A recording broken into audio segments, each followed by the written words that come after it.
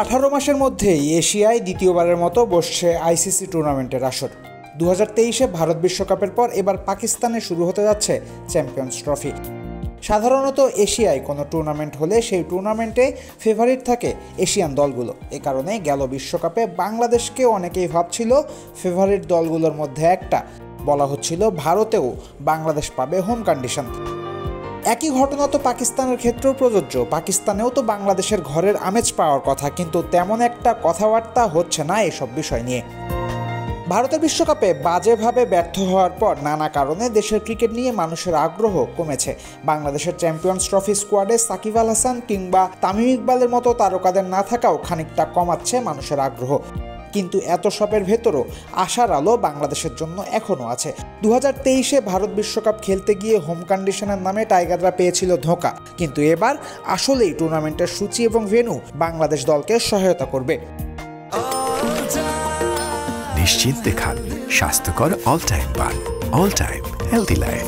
ভারত বিশ্বকাপে 6টা ভেন্যুতে 9টা ম্যাচ খেলেছিল টাইগাররা। এই 6 ভেন্যুর মধ্যে কোনোটাতেই পূর্বে ওয়ানডে খেলার অভিজ্ঞতা ছিল না বাংলাদেশ স্কোয়াডের সদস্যদের। তাই নামে হোম অ্যাডভান্টেজের কথা হলেও টাইগারদের কাছে সবই আসলে ছিল নতুন। দ্বিতীয়ত, ভারতের পিচে বল ঘুরবে বলে একটা কথা উঠেছিল, হয়নি সেটা। বাংলাদেশ পায়নি সুবিধা, বরং চেন্নাই কিংবা মুম্বাইয়ে স্পিনের আশায় বসে থেকে টাইগারদের ভাগ্যে জুটেছে নিউজিল্যান্ড সাউথ আফ্রিকার বিপক্ষে হার। ভারত বিশ্বকাপে বাংলাদেশের জন্য সবচেয়ে হৃদয় ভাঙা অভিজ্ঞতা ছিল দর্শকদের নিয়ে। কলকাতার ইডেন গার্ডেন্স বাংলাদেশের সমর্থনে ভরে যাবে বলেই ছিল প্রত্যাশা, কিন্তু ইডেন সহ অন্য কোনো মাঠেই ভারতীয় জনগণের ভালোবাসায় সিক্ত হওয়া হয়নি টাইগারদের। তাই এটা পরিষ্কার যে ভারতে কিছুই নিজেদের মতো পায়নি টাইগাররা। এর চেয়ে বরং ইংল্যান্ড অস্ট্রেলিয়ায় খেলা হলেও টাইগাররা হয়তো থাকতো আরেকটু স্বস্তিতে। এবার আসুন আসন্ন চ্যাম্পিয়ন্স ট্রফিতে গ্রুপ পর্বের 3 ম্যাচ টাইগাররা খেলবে 2টা ভিন্ন স্টেডিয়ামে। আর এই 3 স্টেডিয়ামই নাজমুল হোসেন শান্তর দলের কাছে পরিচিত এবং সুখস্মৃতি সমৃদ্ধ।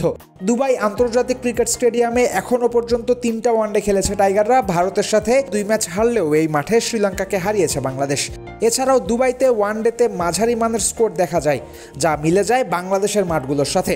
পাকিস্তান এবং নিউজিল্যান্ডের বিপক্ষে টাইগাররা খেলবে রাওয়ালপিন্ডিতে, যে মাঠে মাস কয়েক আগেই পাকিস্তানকে 2 টেস্টে হারিয়েছে বাংলাদেশ। এছাড়াও বাংলাদেশ স্কোয়াডের প্রায় সব সদস্যই পাকিস্তানে খেলেছেন সাম্প্রতিক অতীতে। সব মিলিয়ে টাইগার স্কোয়াডের সদস্যরা পরিচিত পাকিস্তানের হাওয়া বাতাসের সাথে। শুধু তাই নয়, দুবাই এবং পিন্ডি 2 জায়গাতেই বাংলাদেশ পাবে জনসমর্থন। আরব আমিরাতে থাকা প্রবাসী বাঙালিরা সবসময় দলকে সাপোর্ট দিয়ে আসে। ভারতের বিপক্ষে ম্যাচেও মাঠে বাংলাদেশি সমর্থকদের একটা বড় অংশ থাকবে বলে ধারণা করা যায়। পাকিস্তানের মানুষও বাংলাদেশকেই সাপোর্ট করে। গেল এশিয়া কাপে আফগানিস্তানের বিপক্ষে ম্যাচে টাইগাররা পেয়েছিল পাকিস্তানিদের ভালোবাসা। পরিচিত মাঠ, কন্ডিশন কিংবা জনসমর্থনই ক্রিকেটের সব কিছু নয়, কিন্তু এসব গুরুত্বপূর্ণ নিয়ামক বটে। আপনি কোথায়, কার বিপক্ষে, কেমন পরিবেশে লড়বেন জানলে সুবিধা হয় কৌশল সাজাতে। ভারতে এই সুবিধাটা টাইগাররা পায়নি, কারণ মাঠ, পিচ থেকে শুরু করে দর্শক সবই ছিল অচেনা। এবারের চ্যাম্পিয়ন্স ট্রফিতে এই দিকটা বদলাচ্ছে। টাইগাররা জানে পাকিস্তানের পিচে দেদারসে রান হবে। এ কারণেই দেশে হওয়া অনুশীলন ম্যাচে বাংলাদেশ ব্যাটাররা 396 রানের স্কোর বোর্ডে তুলেছে বলে খবর আছে। প্রতিপক্ষ বধের মিশনে মাঠে দর্শকদেরও পাবে টাইগাররা। সব মিলিয়ে বলা যায় চেনা কন্ডিশনে দর্শকদের সাথে নিয়ে প্রতিপক্ষকে হারাতে নামবে বাংলাদেশ। এখন 16 কোটি শুধু একটা মিরাকেলের অপেক্ষায়। ফয়সাল হাবিব, ক্রিকেট ফ্রেন্ডসে।